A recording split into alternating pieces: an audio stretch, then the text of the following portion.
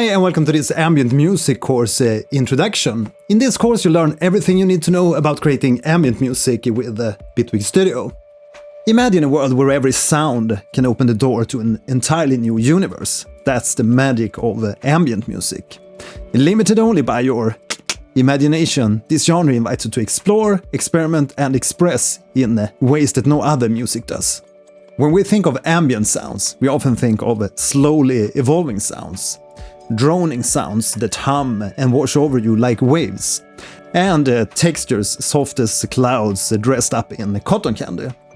Okay, so what's the origin of ambient music? Of course we have those good old composers like Vangelis and Klaus Schulze, who were masters at analog synths and modular synths.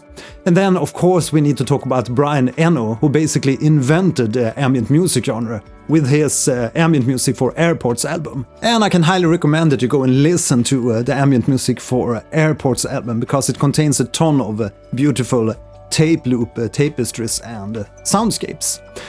Then of course we have more recent artists like Tangerine Dream, Aphex Twin and Hammock, who took the genre further by introducing more sampling and looping to expand the musical universe of ambient music.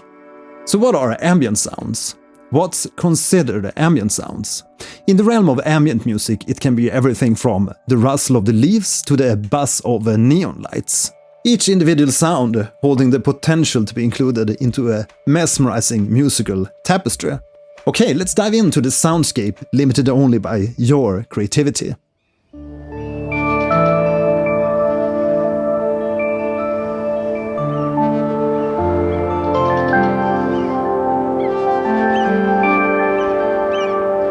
So what's in the ambient music course? A quick rundown of the content included in the music course. You learn everything from the music theory behind ambient chord progressions and ambient music. We'll talk about creating ambient drones, textures. You'll learn about granular synthesis. You'll also learn how to create suitable synth sounds and bass patches and light percussion suitable for ambient music pieces.